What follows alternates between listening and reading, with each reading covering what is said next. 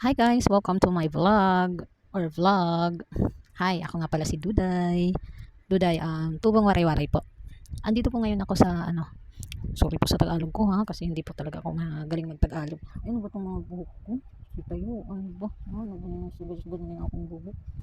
Ang topic natin ngayon is ang expectation natin versus reality po. Bago po ako mag-apply dito po sa Hong Kong, expect ko po ay magganda po ako, puputi, kikinis, sexy ba? Tapos maraming pera. Tapos di maglaag-laag ba? Mag-expect ko kay may day off ba? Makaglaag-laag. Mang ko kay may day off. Hala, day. Simula na kong trabaho, day. Ang akong expectation, day. Kaya ganang, akala ko hindi ko mapagod ba? Hala, day. Kaya grabe man ang trabaho, diri, day. Kaya grabe man ni si Kurodapia. Magpatrabaho. Maraming mga kidlat. Takbo dito, takbo dun. Lahat ng trabaho, day. Kailangan mabilis ba?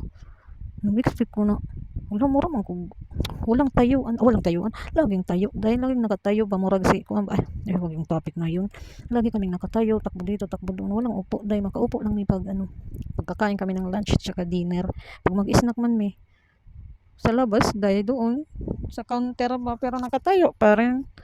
Yun yung yun yung namin dito, 6 kami mag-start, tapos hanggang alas 10 minsan.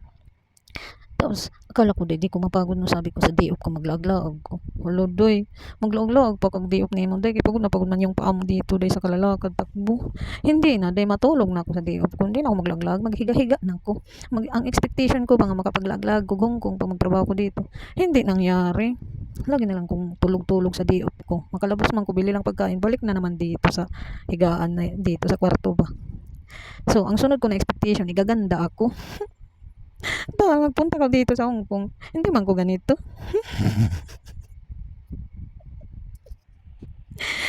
Ito nga. Tapos sunod po na expectation ko po, yung gaganda ako. Hindi, sa sobrang trabaho ba? Tapos, hindi pwede ba magkamali ba? Siyempre, ma-pressure man ka kay 3 months. Kailangan man magawa mo lahat ba? Malaman mo lahat ba?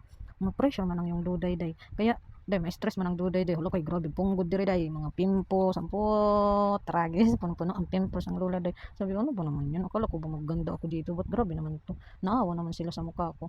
Parang pimples na tinubuan ng mukha na day. Sabi ko, akala ko gaganda ako dito, hindi pala. Tapos, akala ko dito, day, pag magtrabaho ka dito sa Hong Kong ba, day, puputi ka ba? Wala, hindi, day. Kaya grabe man yung lakaran dito, day, sa sobrang init ba pag summer, yung lakaran mo ay malayo, papunta dun sa bus station ba. Sabi ko, kaya pala, hindi, maraming Pinay dito, hindi naman pala pumuputi masyado, pero na lang doon sa mga talaga sa mga kutis nila ba. Kaya day nung umuwi ako day sa amin day ngarag ako. Ang kahiya man ko gawas-gawas ba kay sabihin nila ano ba yun nag-abroad ang pangit-pangit pagbalik.